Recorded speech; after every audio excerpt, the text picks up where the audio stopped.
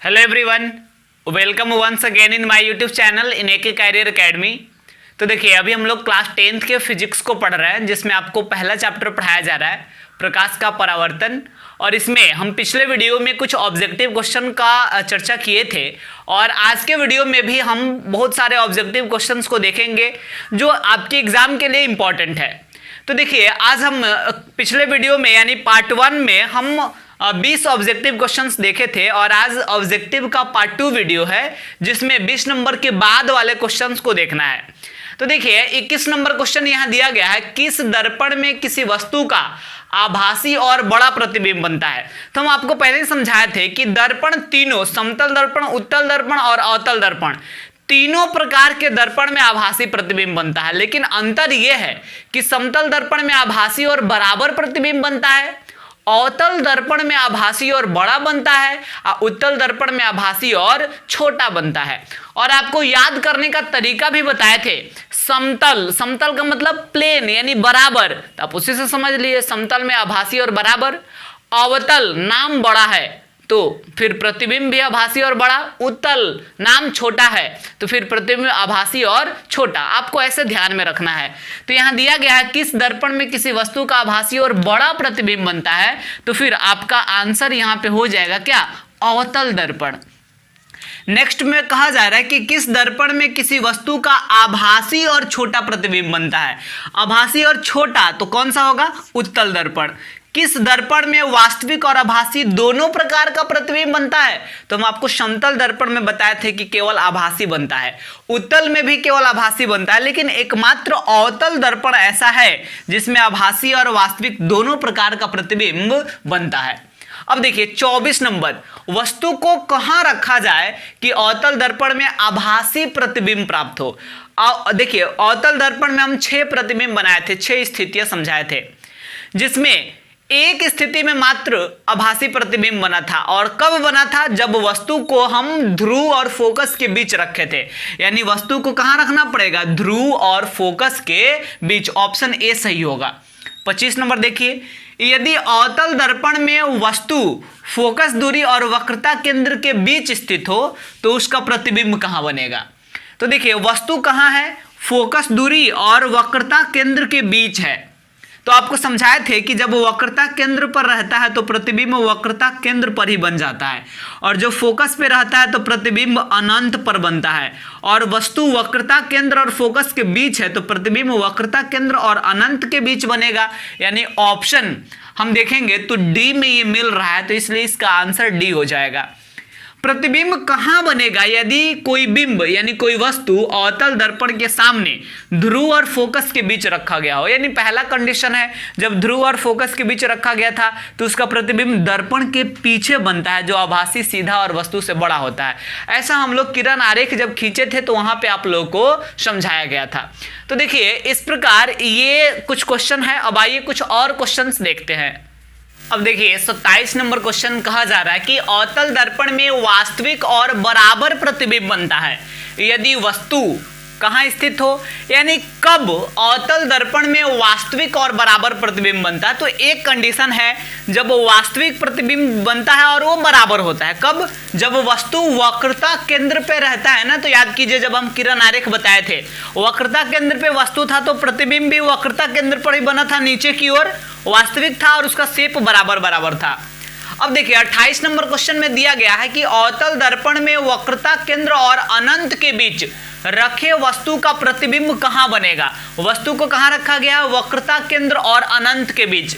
तो आप ध्यान से समझो, वक्रता केंद्र और अनंत के बीच वस्तु को रखा गया है।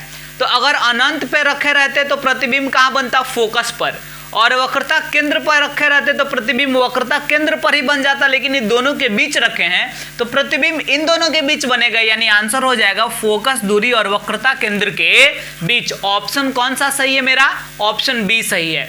अब देखिए, इसके बाद जो है आपको नेक्स्ट क्वेश्चन में यहाँ पे दिया गया है कि अवतल दर्पण में फोकस पर स्थित वस्तु का प्रतिबिंब जो बनेगा उसकी क्या प्रकृति है। यानी अवतल दर्पण में फोकस पर स्थित है वस्तु, और उसका जो प्रतिबिंब बनेगा वो किस प्रकृति का होगा, उसका नेचर क्या होगा। पहला ऑप्शन है आभासी, सीधा और बड़ा। तो देखिए आभासी सीधा और बड़ा अवतल दर्पण में एक ही स्थिति में बनता है जब वस्तु फोकस और ध्रुव के बीच हो, लेकिन यहाँ फोकस पे कह रहा है। दूसरा वास्तविक उल्टा और छोटा, ये भी गलत है। वास्तविक उल्टा और बराबर, और लास्ट ऑप्शन है वास्तविक उल्टा और बहुत बड़ा। तो जब आप वस्तु को फोकस पे रखते हो तो उसका प्रतिबिंब बनता है अनंत पर, अनंत पे जाएगा तो फिर बहुत बड़ा होना ही है, तो इसलिए इसका आंसर जो है ऑप्शन डी हो जाएगा।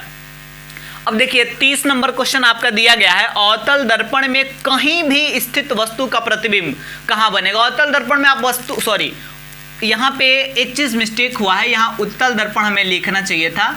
उत्तल दर्पण में आप वस्तु को जहां कहीं भी रख लो उसका प्रतिबिंब कहां बनेगा ये पूछा जा रहा है। तो उत्तल दर्पण में कहीं भी स्थित वस्तु का प्रतिबिंब जो है ध्रुव और फोकस के बीच ही बनता है, ये चीज आपको याद रखना। और अगर आपको समझ में नहीं आ रहा है कि कैसे, तो फिर पिछला वीडियोज आप देख सकते हैं फिजिक्स के प्लेलिस्ट में जाकर, और वहां से आप देख सकते हैं कि उत्तल दर्पण में प्रतिबिंब का बनना किरण आरेख द्वारा आपको समझाया गया, वहां से एक चीज क्लियर हो जाएगा।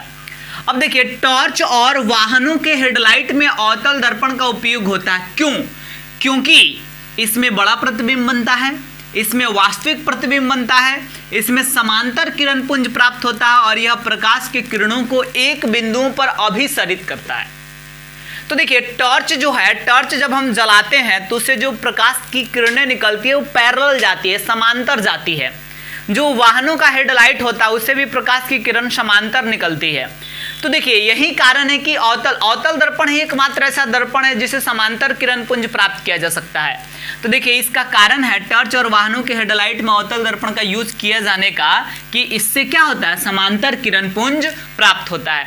अब देखिए इसके बाद आप ये 31 नंबर क्वेश्चन उतार लेंगे, उसके बाद जो है 32 नंबर क्वेश्चन भी ठीक इसी टाइप का है। चलिए इसको यहीं पे हम लिख देते हैं, फिर से दोबारा हमको लिखना नहीं पड़ेगा। और यहाँ पे हम 32 नंबर क्वेश्चन ये लिख दिए दैट सौर भट्टियों में